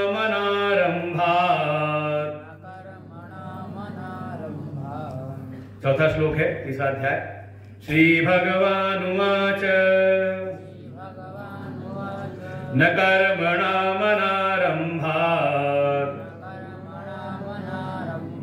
नैष्कर्म्यं पुरुषोऽश्नुते न च सन्न्यसनादेव सिद्धिं समधिगच्छति। न कर्मणामनारंभात् नैष्कर्म्यं पुरुषोऽश्नुते न च सन्न्यसनादेव सिद्धिं समधिगच्छति। भगवान अब इस और प्रकाश डालते हैं कि मैं कर्म क्यों करूं, कर्म में क्यों लगूं, मुझे क्यों आप कर्म में लगाते हैं। अब इसका कारण भगवान उत्तर में देते हैं और स्पष्ट कहा कर्मणाम अनारंभात् पुरुषः नैष्कर्म्यम न अश्नुते। उसका संधि करके अन्वय करना पड़ेगा। संस्कृत कुछ विद्वान समझ गए होंगे। पहले उसको अलग अलग करो, मतलब छेद करो और फिर उसको सही क्रम में लगाओ। तो इसको ऐसे समझना पड़ेगा कि कर्मणाम अनारंभात्, बिना कर्म को आरंभ किए, पुरुषः नैष्कर्म्यम न श्नुते, न को भी बाद में ले आएंगे जो पहले न है। जो पुरुष है, जो जीव है, वो नैष्कर्म को नहीं प्राप्त करता। ये नैष्कर्म वही है जो भगवान दूसरे अध्याय में जो सर्वोच्च स्थिति का निरूपण किया, ब्राह्मी स्थिति, जो अर्जुन ने पूछा था श्रेय की प्राप्ति, परम श्रेय की प्राप्ति का ही नाम है ये सब हमारे शास्त्रों में नाम सुनेंगे आप। नैष्कर्म्य, भगवत साक्षात्कार, मोक्ष, निर्वाण, सब नाम अलग अलग हैं लेकिन गंतव्य एक ही है, एक ही चीज का अलग अलग नाम है। तो नैष्कर्म्यम न अश्नुते, जैसे भगवान स्पष्ट कह रहे हैं कि हाँ, जो मनुष्य है, जो जीव है, उसका परम लक्ष्य तो है निष्कर्म की सिद्धि करना, निष्कर्म की प्राप्ति करना। लेकिन ऐसा जो इच्छुक है वो अगर कर्म का आरंभ ना करे, कर्म की शुरुआत ना करे, तो निष्कर्म की सिद्धि तक नहीं पहुंच सकता। निष्कर्म, अब थोड़ा निष्कर्म को भी समझने का प्रयास करें। निष्कर्म माने का एक ऐसी स्थिति जहां कर्मों का अभाव हो जाए, कर्म की शून्यता हो जाए। अरे आप चाहते यही हो, कब इन कर्मों से पिंड छूटेगा, कब तक करना पड़ेगा। और अब हमारे रखने लगता है जितने भी राजनीति में, उनके लिए तो क्या मुसीबत है। वो ये सोच नहीं सकते कि हाँ अब हमारा पसारा फैल गया है, इस बार हम सफलता प्राप्त कर ली तो अगली बार नहीं करना पड़ेगा। जरा सा ध्यान नहीं दिया तो बड़ी निर्मोही जनता है कितनी जल्दी आपको बुला देगी कुछ पता नहीं। तो मन में आता होगा कब तक इनको देखना पड़ेगा, है कि नहीं। चाहते यही है कि हमारे जीवन में भी स्थिरता आ जाए, ये कर्म से छुटकारा हो जाए। हम कहीं ना कहीं कर्म के द्वारा अनादि कर्म बंधनों में फंसे हुए हैं, कर करके फंस रहे हैं। देखो हमने कर्म किया कर्म के बंधन से छूटने के लिए, तो प्रयास किया हमने, तो कर्म जो भी हमने प्रयास किया, कोई क्रिया की, देखो सब कुछ भी करने को नाम क्रिया नहीं। प्रस्तुत परिस्थिति में अपने विवेक के द्वारा जो आप क्रिया करते हो उसको नाम दिया कर्म। ये नहीं कि जो कर रहे हैं वो कोई किसी समय क्या कहते हैं, जंगल में भी चुनाव हुए, वहां भी आया लोकतंत्र, नहीं अब राजशाही नहीं चलेगी, अब चुनाव होगा। और चुनाव में एक बंदर जीत गया, उसके पक्ष में आ गए। वो बंदर जीत गया चुनाव, बन गया जंगल का राजा। अब एक दिन कोई फरियादी आया, कोई खरगोश आया, राजन राजन मेरी रक्षा करो, वो जो शेर है ना रोज मुझको डराता रहता है, कुछ करो। वो बंदर चढ़ा पेड़ के ऊपर, एक पेड़ से छलांग लगाई दूसरी डाल पर, शाखा ते शाखा पर जाई, बड़ी देर से छलांग लगाई, इधर से उधर छलांग लगाई। वो खरगोश कहता अरे राजन क्या कर रहे हो, कुछ मेरा काम तो करो, उस शेर से हमारी रक्षा करो, हमारे परिवार की। वो फिर बंदर उठा, फिर छलांग लगाई, इधर से उधर इधर से उधर। वो जब बार बार उसने कहा तो बंदर ने कहा देखो मेरे काम में कोई कमी है क्या, मेरी मेहनत में कोई कमी कर तो रहा हूं। इसका नाम कर्म नहीं कि आप कुछ भी करते रहो। जो भी प्राप्त परिस्थिति है उसमें अपने विवेक के अनुसार जो आप चेष्टा करते हो, क्रिया करते हो, उसको हम कहते हैं कर्म। और जब भी आप ऐसा कोई कर्म करते हो उसके दो फल की संभावना है, या तो कर्म होगा पुण्य या तो कर्म होगा पाप। पुण्य हुआ तो पुण्य का फल है सुख की परिस्थिति, पद प्रतिष्ठा इत्यादि प्राप्त हो गई। अच्छा मिल जाए तो शांति है, कहा नहीं, उसके बाद फिर उस पद को बनाए रखने के लिए भी आपको करना पड़ता है। तो क्या हुआ, आप फिर कर्म करोगे, और कर्म किया तो फिर दो श्रेणी है कि नहीं। अच्छा मान लो पाप हो जाए और पाप का परिणाम मिले दुख संताप, तो कर्म से छुटकारा नहीं, हम उन दुख संताप से छूटने के लिए पुनः करते हैं कर्म। और कर्म किया तो फिर वही दो श्रेणी। तो कब छुटकारा होगा, तो यही लगता है कि इसी को अर्जुन ने कहा कि ये कर्म कैसे हैं, ये कर्म का मार्ग घोर मार्ग है, जल्दी छुटकारा इसमें एक तो निश्चित कोई सफलता असफलता कोई वो नहीं होता, कुछ भी है, असंभावनाओं का खेल है कर्म। लगता है कि कर्म तो बंधन में डालने वाले ही हैं, तो कर्म का अभाव कैसे हो। ऐसी स्थिति हम चाहते तो हैं कि कर्म का अभाव हो जाए, कर्म की शून्यता, हम करें, हमारी इच्छा वो करें ना करें, लेकिन कर्म का स्वातंत्र हमारे जीवन में आ जाए। और अगर ये स्वातंत्र नहीं तो आपको परवश होकर करना पड़ता है। तो लक्ष्य तो यही है, कैसे हो, तो लगता है एक ही चीज हो सकती है कि कर्म के हेतु बनते हैं कामना। कर्म हेतु कामस्यात्, कोई कामना है तो आप कर्म में लगना ही पड़ेगा। इच्छाएं जो भीतर पड़ी हैं ये रह रह के बलात् आपको कर्म में लगाती हैं। अच्छा तृष्णा ना हो, इच्छा ना हो, कोई कामना ना हो, क्या करें फिर। और कामना है, कहीं ना कहीं भोक्तृत्व भाव भीतर बैठा हुआ है, भोग की इच्छा जो भीतर बैठी हुई है, यही भोक्तृत्व हमें कर्तृत्व में लेकर के आता है, कर्म में लगाता है। अगर भीतर कोई भोक्तृत्व ही ना रह जाए, कब होगा, स्थिति दो प्रकार की हो सकती है, या तो वो जड़ हो, जड़ में कोई भोक्तृत्व नहीं होता, और या फिर है अगर चेतन, तो चेतन है तो जो हो जाए परम तृप्त, पेट बिल्कुल भर जाए तो सब बढ़िया से बढ़िया पकवान रखे तो जल्दी आपका मन रुचता नहीं उसमें। परम तृप्ति की स्थिति अर्थात बिल्कुल आनंद से आपका अंतरतम बिल्कुल लबालब भरा हुआ हो, तो आपके भीतर फिर आपके भीतर इच्छा नहीं जगती, तो पहुंचना वहीं पर है आनंद स्वरूप की अनुभूति में ही। चेतन है तो बिल्कुल आनंद से भरपूर है, तो उसके भीतर भोक्तृत्व नहीं होगा, भोक्तृत्व नहीं है तो इच्छा नहीं होगी, इच्छा नहीं है तो कर्म नहीं होगा। इसी का नाम है निष्कर्म्य, अर्थात स्वरूप स्थिति, अपने पूर्ण स्वरूप को, अपनी पूर्णता का अनुभव जिस क्षण हो जाए तभी है। और ऐसी स्थिति किसी को प्राप्त करनी है तो भगवान कहते हैं ऐसा व्यक्ति अगर कर्म का आरंभ ना करे तो वो इस स्थिति को नहीं प्राप्त कर सकता। जैसे मान लो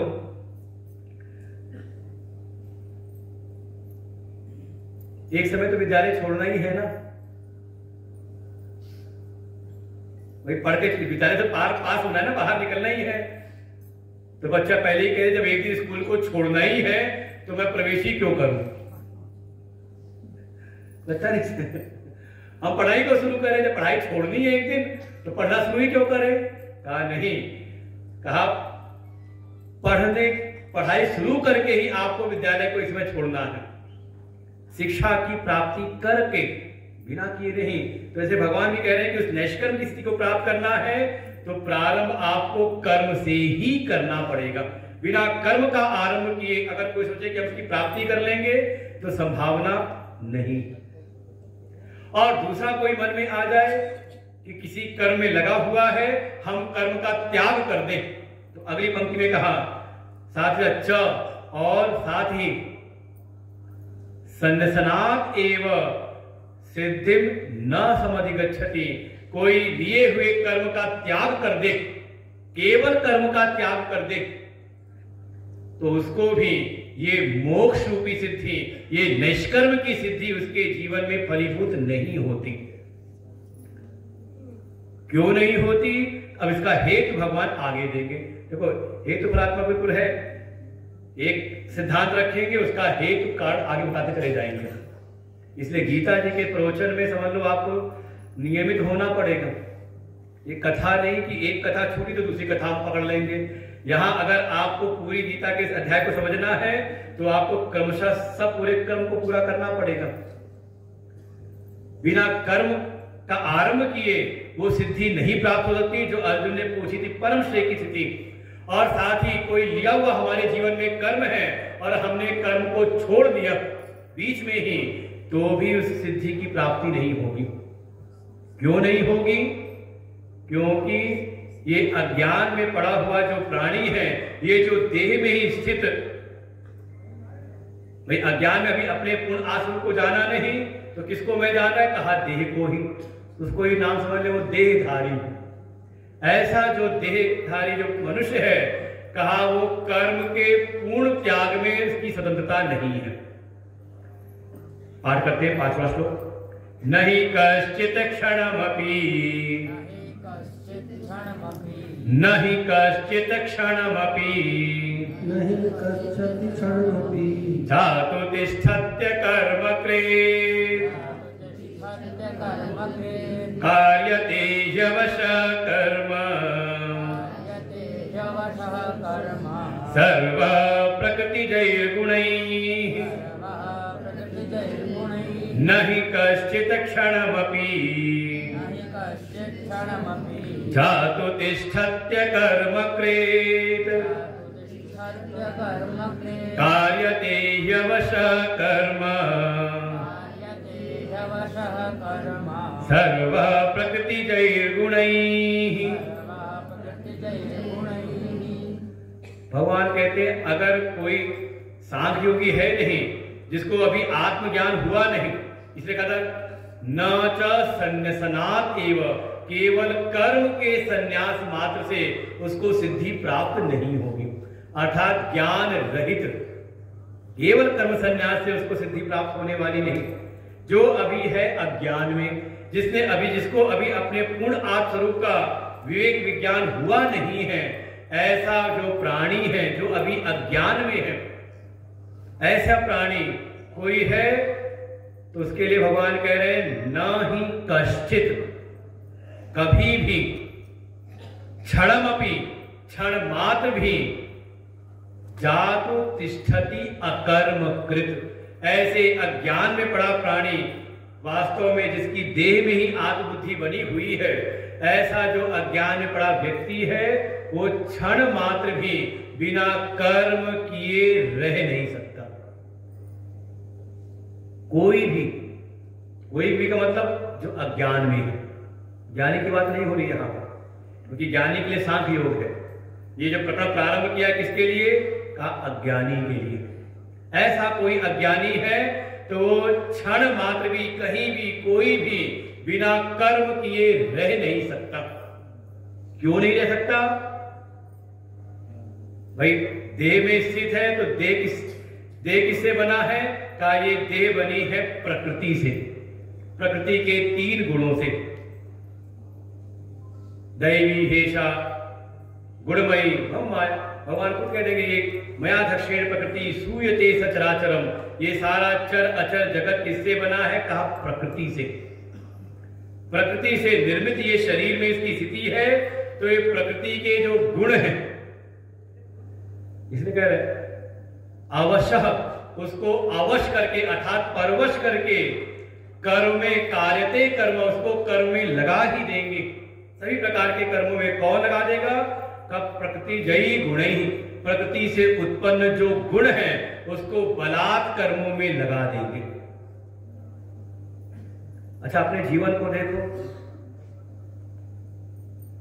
जब चाहते हैं नींद आ जाए तो नींद नहीं आती, जब चाहते हैं कुछ कर्म करें तो कई बार कर्म में मन नहीं लगता कि पूर्ण स्वातंत्र है। अच्छा चलो यहां तक आप कह दो नहीं, खूब बढ़िया, जो काम है करते हैं, जो सोना है सो लेते हैं, लेकिन जब बैठ के चाहते हैं कि पूजा करें, पूजा है सतगुणी कर्म, लेकिन पूजा में मन नहीं लगता, ध्यान में मन नहीं लगता। क्यों? क्या हो रहा है?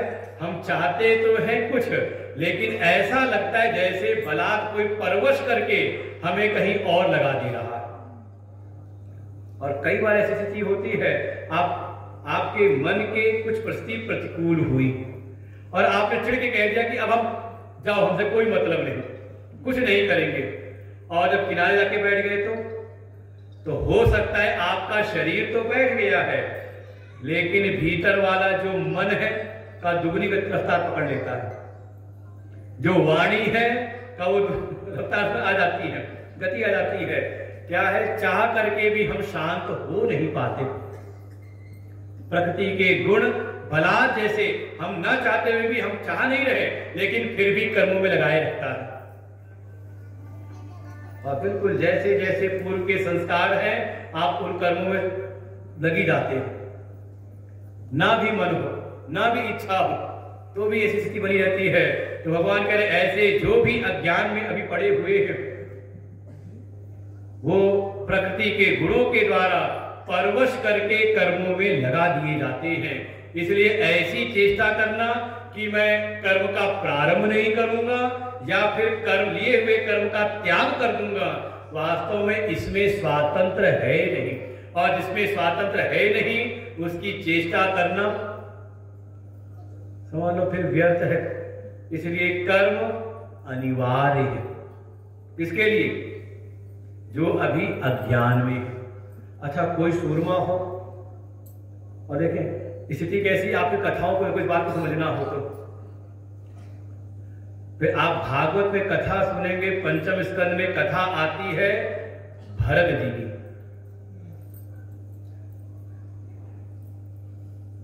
वर्णन आता है चक्रवर्ती सम्राट है, 5 पुत्र हो गए, चतुर्थ अवस्था आई, अपने बड़े पुत्र सुमति को राजसत्ता सौंपी और चले गए वानप्रस्थ होकर के साधना तपस्या करने के लिए, और जंगल में जाके कठोर तप करते हैं, साधना में लगे हुए हैं, नियमबद्ध होकर के साधना कर रहे हैं।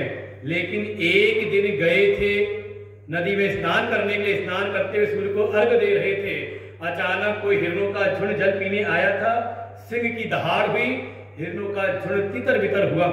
उसी में एक गर्भवती हिरनी थी, उसने जान बचाने के लिए छलांग मारी नदी के ऊपर।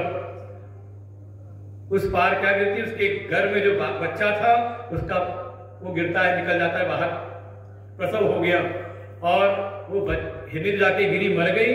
वो बच्चा गिरा बिल्कुल ठीक भरत जी के सामने। ये कथा सुनी हो भागवत जी की, तो पूरा प्रसंग है ये। भरत जी के मन में दया आई, बच्चा है कहीं मर ना जाए, उसको उठा करके ले उसकी रक्षा की, ले आए अपनी कुटिया में, और धीरे धीरे उसका लालन पालन करने लगे। और लालन पालन करना तो ठीक था, लेकिन उसको पालते पोसते हुए उसी में हो गए आसक्त। और वहां तो ऐसा वर्णन किया, इतने आसक्त हो गए, धीरे धीरे जो उनके नित्य कर्म थे, नित्य के नियम थे, धीरे धीरे वो तो हो गए किनारे, और उनका पूरा ध्यान रहता है हिरण के बच्चे में। और एक दिन जब हिरण का बच्चा को हिरणों का झुंड आया, वो हिरण का बच्चा झुंड में देखा तो हम हमारे अपने हैं, उनके साथ चल पड़ा। वापस आए भरत जी, जब बच्चा दिखा नहीं अपना हिरण का, उसकी आसक्ति में इतने पीड़ित हुए कि उनको बिस्तर पड़ गए, बुखार हो गया और धीरे धीरे मरणासन हो गए। अंतिम समय एक बार वो हिरण का बच्चा आया, पैरों को चाटने लगा, उनको याद है अरे मेरा हिरण का बच्चा, और इतना कहते ही शरीर शांत हुआ। और फिर अंतकाले यामती सा गतिर भवेत। देखिए यही है हमारी गति का निर्धारण, इसी से होता है। अंत में जैसी स्थिति है, जैसी स्मृति है, वैसी ही गति।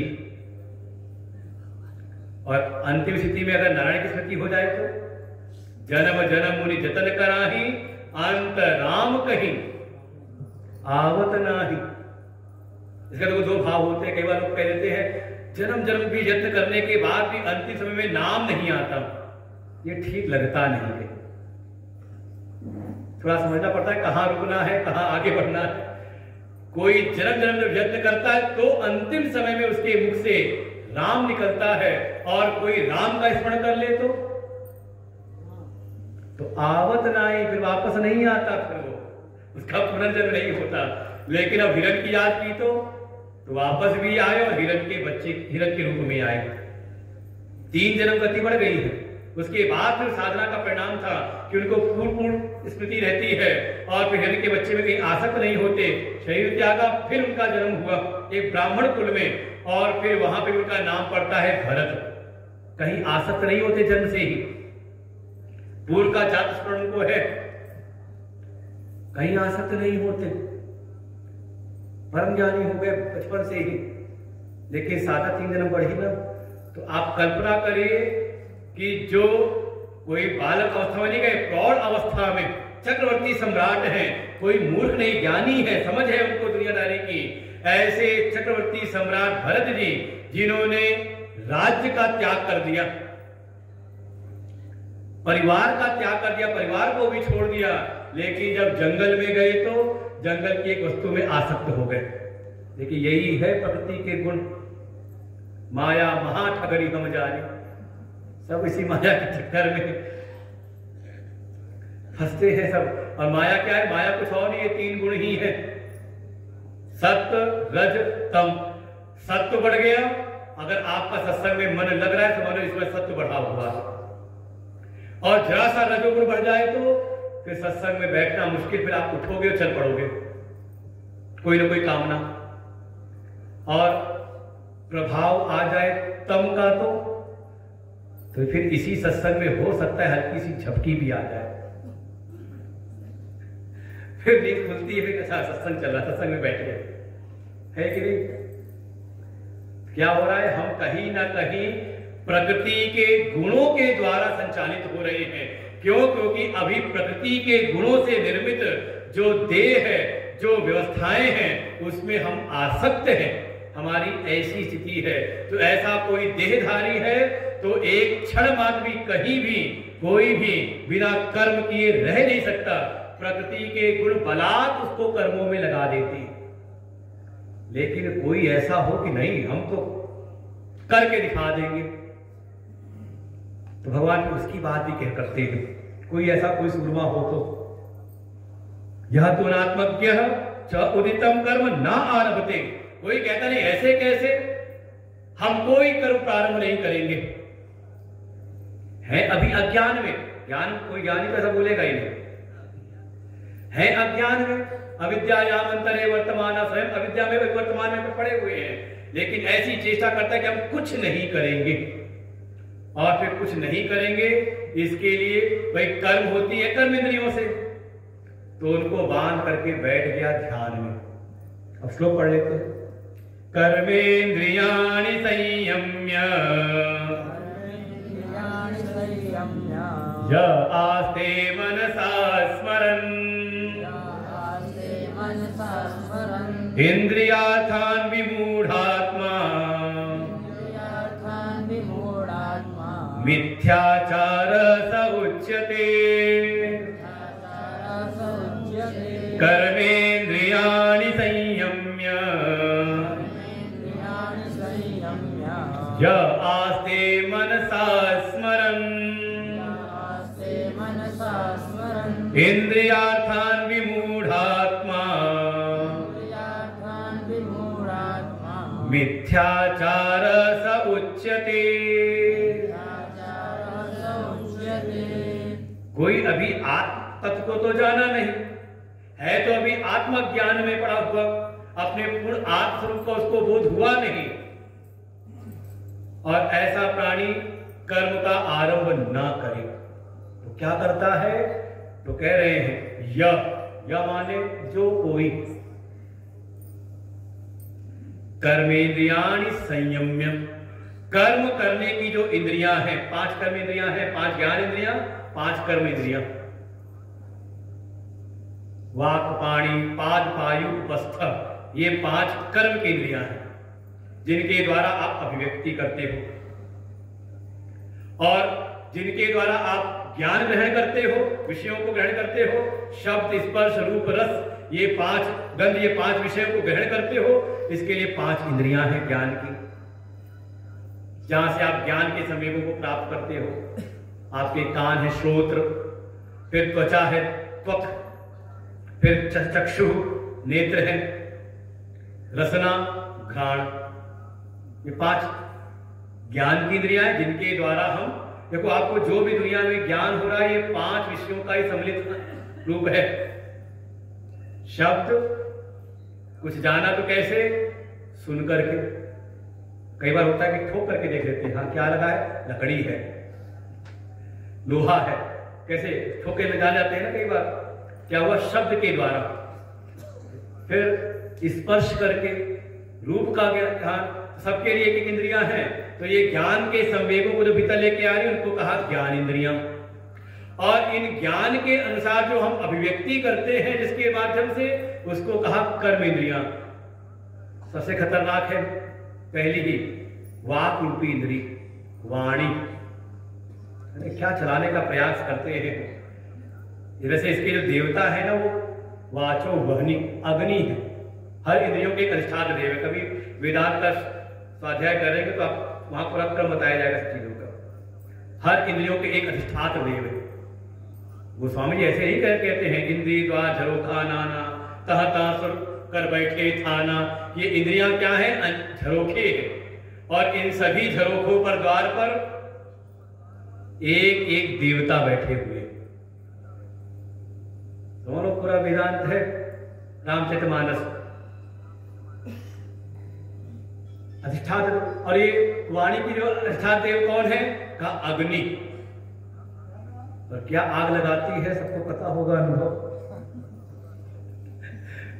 शीतलता भी प्रदान करती है अगर सोच विचार करके प्रयोग किया जाए। और समझ लो ऐसा ब्रह्मास्त्र है कि एक बार छूट जाए तो वापस करना बड़ा मुश्किल होता है। चाहे आप कितना भी कहते रहो मेरे कहने का ये तात्पर्य,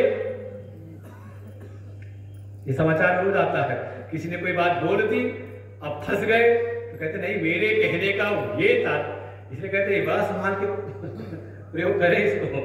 तो वाक है, वाणी है, कुछ वस्तु ग्रहण करनी हो उसके लिए हाथ है, गमन करना हो तो पैर है, और फिर जनेन्द्री और उपस्थ द्वार और जनेन्द्री, ये 5 ये कर्म की इंद्रियां हैं। तो कोई ऐसा है जिसने कर्म की इंद्रियों को तो कर लिया संयमित, कर्मेंद्रियाणि संयम्य, लेकिन मतलब ध्यान लगा के बैठ गया, बिल्कुल हाथ पैर बांध के बैठ गया, कुछ नहीं करेंगे, लेकिन भीतर है एक मन को बस में किया नहीं, या मन बस में है नहीं, तो मन क्या करता है? फिर आस्ते मनसा स्मरण, फिर ऐसा व्यक्ति मन के द्वारा कर्म की नियुक्त रोक लिया, कुछ नहीं करूंगा, हाथ बांध के बैठ गया, कुछ नहीं करेंगे, लेकिन बैठ के मन के द्वारा इंद्रियार्थान स्मरण, मन के द्वारा ये ज्ञान इंद्रियों के विषयों का स्मरण करता है। अच्छा, फलनवा आए हैं, कुछ काम बनेगा कि नहीं बनेगा इनसे, कुछ हमारे लिए कुछ करने आए कि नहीं आए। अरे होता कई बार महात्मा लोग बैठ जाते हैं, ध्यान में बैठे हुए हैं, देखा अच्छा भगत आया हुआ है, कुछ लाया या नहीं है। अच्छा, ध्यान में कभी ऐसा कभी हुआ कि नहीं, आप काम तो कोई नहीं कर रहे लेकिन मन के द्वारा दुनिया की चिंतन कर रहे हैं, हाथ पैर बांध करके बैठ गए, बिल्कुल कर्मेंद्रियों पर संयमन हो गया। तो क्या करें, भगवान का ध्यान करें। तो कहा नहीं, भगवान को क्यों परेशान करना, भगवान को क्यों डिस्टर्ब करना। भगवान का ध्यान नहीं करता है, किसका ध्यान करता है, संसार के विषयों का, इंद्रियार्थान, इंद्रियों के जो अर्थ हैं, इंद्रियों के जो विषय हैं उनका चिंतन करता है मन के द्वारा। वो मिल जाता तो बड़ा अच्छा था, ये नहीं मिला, क्या संसार के विषय ही। अरे कितनी बार तो होता होगा, पूजा पाठ करने बैठे, माला लेके बैठे हैं, माला तो कर में फिरे, जीव फिरे मुख माही, और मनवा तो भगवान के ऋषि का अनुवाद है वो, कि बैठ तो गए माला लेकर के ध्यान करने के लिए बैठ गए, इंद्रियों को तो हमने कर्म इंद्रियों तो रोक लिया, लेकिन मन ज्ञान की इंद्रियों के विषयों का ही स्मरण करता है। तो भगवान कहते ऐसा अगर कोई बलात् चेष्टा करे कि हम कुछ करेंगे नहीं, का प्रकृति के गुण बलात् उसको ये मन के द्वारा उसके विषयों में ही उसको भटका देंगे। और कोई ऐसा है तो भगवान कहते उसको, भगवान फिर विशेष नाम देते, उपाधि देते, कौन है, का विमूढ़ आत्मा। ये पहली उसकी उपाधि दी है भगवान ने, कि कोई जबरदस्ती कर्म की इंद्रियों तो रोक लिया लेकिन मन पर संयम नहीं, मन के द्वारा ज्ञान इंद्रियों के विषयों का चिंतन कर रहा है। तो ऐसा व्यक्ति दुनिया की नजर में भले अरे बहुत सिद्ध महापुरुष है, बड़ा एकांत में रहते हैं, एकांत रहते हैं, लेकिन मन की बात तो कौन जान रहा है, अंतर्यामी प्रभु। वो कहते हैं अच्छा कौन आए हैं, कौन है ये ध्यान कर रहे हैं, तो उसको नाम दिया पहला विमूढ़ आत्मा। विद्वान आत्मा नहीं, महात्मा नहीं। अच्छा मूढ़ कह लेते, मूढ़ मतलब मूर्ख, और मूढ़ता में भी जिसने पीएचडी कर ली हो भी उपसर्ग लगा दिया, तो विशेष प्रकार से विमूढ़ आत्मा, उसको भगवान कह रहे हैं कौन है, का विमूढ़ आत्मा। और दूसरी बात, उसका जो आचरण है इस समय क्या है, का मिथ्याचार, वो झूठा आचरण कर रहा है, ये वास्तविकता में जीवन नहीं जी रहा, कहीं ना कहीं भ्रम में ही जीवन जी रहा है, इसका कोई उचित समय फल होने वाला है नहीं। कर्म का, केवल कर्म का त्याग नहीं करना है, या कर्म का हम आरंभ ही ना करें या लिए हुए कर्म का त्याग कर दें, का ये अभी स्वातंत्र हमारे भीतर है नहीं जब तक हम देह गेह में आ सकते हैं। इसलिए ऐसी स्थिति कोई करता है तो भगवान ने सीधे सीधे उसको संबोधित कर दिया है। अरे भगवान ने एक वध किया, एक दैत्य का, नाम था उसका बकासुर। बक माने, अच्छा मान लो आपको कहे, आप वो कई बार माला को बुलाते हैं ना, तो नाम भी बुलाते हैं, उनके पद उनकी महिमा को बताते हैं। आपका नाम पुकारा जाए, मंच पर बुलाया जाए, आपको आपकी महिमा बताएं, अरे ये बहुत बड़े बगुला भगत है, प्रसन्नता होगी? हाँ, प्रसन्नता तब होगी जब पड़ोसी को इस तरह से बुलाया जाए तब। और हमारे नाम यहां जोड़ दिया तो फिर प्रसन्नता नहीं होगी, मन के भीतर विद्वेष उत्पन्न होगा। अच्छा, पूरे समाज में हमारी बदनामी। बगुला भगत कहना मतलब ये सम्मान नहीं है। बकासुर, बकासुर प्रतीक है दंभ का, कि भीतर तो वो भावना है नहीं लेकिन बाहर प्रकट करे। भगवान कहते हैं ऐसा दंभ कोई करे, भीतर को तो संवारा नहीं लेकिन बाहर से प्रदर्शन का प्रयास करता है, तो भगवान कहते हैं ऐसा कोई है तो मिथ्याचारी। अब ये नहीं कि आज ये सुन लिया तो अब, कई बार होता है कोई बढ़िया कोई सिद्धांत मिल गया तो सिद्धांत का चश्मा लगाते हैं। किस पे लगाया? बाहर की आंखों पर। तो किसको देखेंगे? बाहर की जगत में। देखो ये कौन है? वो गुरु जी ने बताया था, महाराज जी ने। कौन है? कहा बकासुर है, व्यूढ़ आत्मा है। ये दूसरों को देखने के लिए नहीं है, ये चश्मा लगाए अपने भीतर, अंतर मन के भीतर अपने आप को जाने। कहीं ऐसा तो नहीं कि बाहर हम प्रदर्शन तो बड़ा अच्छा कर रहे हैं, लेकिन ये भीतर, अभी भीतर नहीं हमने संवारा। आवश्यकता है अपने सुधार के लिए जो भी ज्ञान है वो अपने भीतर धारण करें।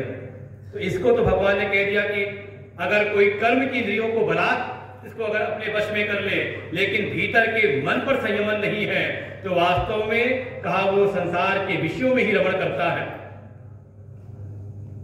मिथ्याचार है। ऐसा कोई है तो विमूढ़ आत्मा है। भाई दूसरे को ठग करके आप क्या पालोगे? कहीं ना कहीं व्यक्ति सबसे पहले अपने आप को ठगता है और फिर दुनिया को ठगने के लिए तैयार होता है। दुनिया को आप ठग लोगे तो क्या आपकी सदगति हो जाएगी?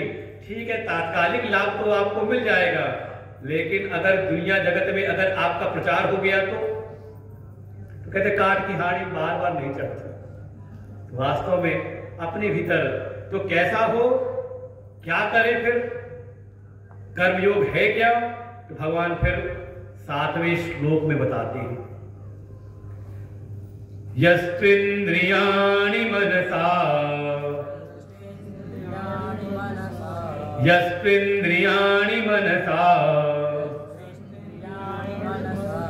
नियम्यारभतेऽर्जुन कर्मेन्द्रियै कर्मयोगम् असक्तः स विशिष्यते। यस्त्विन्द्रियाणि मनसा नियम्यारभतेऽर्जुन कर्मेन्द्रियै कर्मयोगम् असक्तः स विशिष्यते। एक को तो बताया कौन है? मिथ्याचारी है, विमूढ़ है। तो फिर भगवान की दृष्टि में श्रेष्ठ कौन है? तो भगवान उपाधि दे रहे हैं, स विशिष्यते। और 7वें श्लोक पर आए तो 7 बज गए।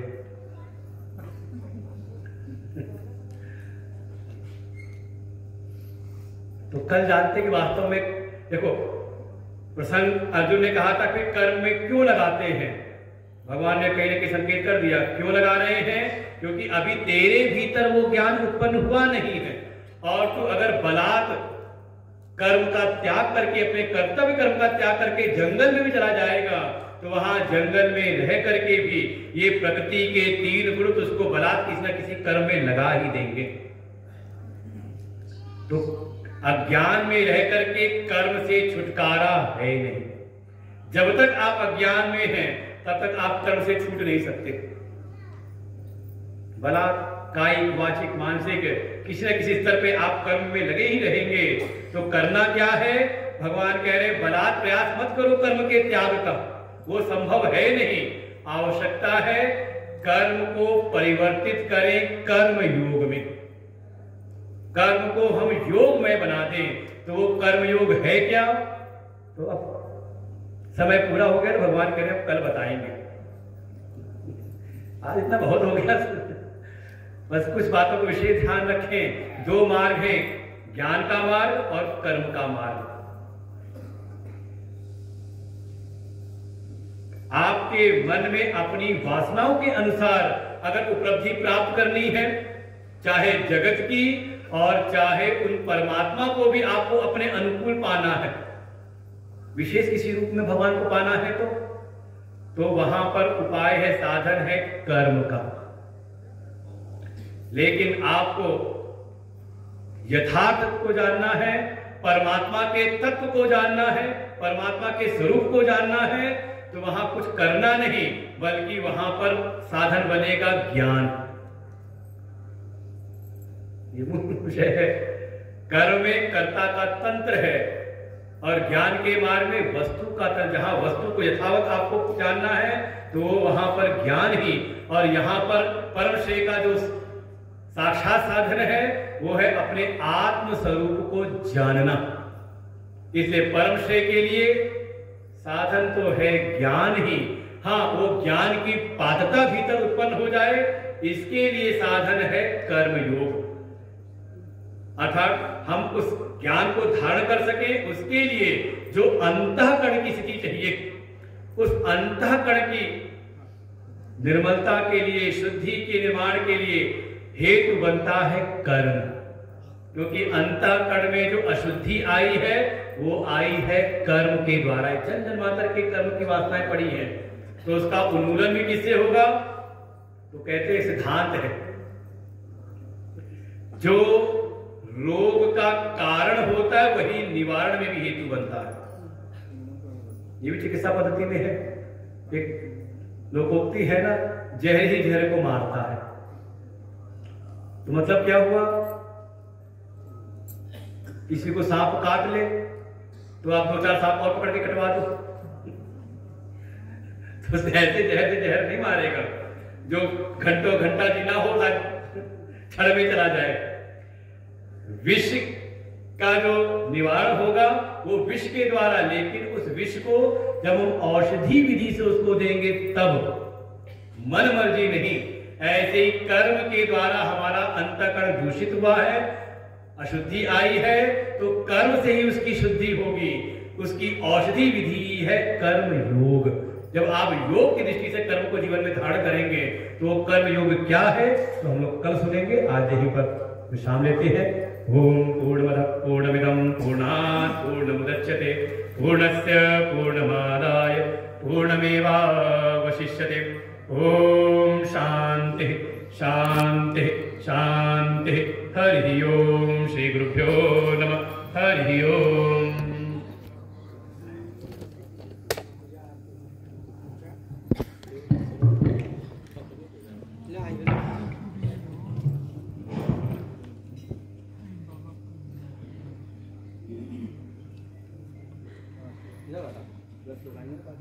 अब तीसरे दिन की कथा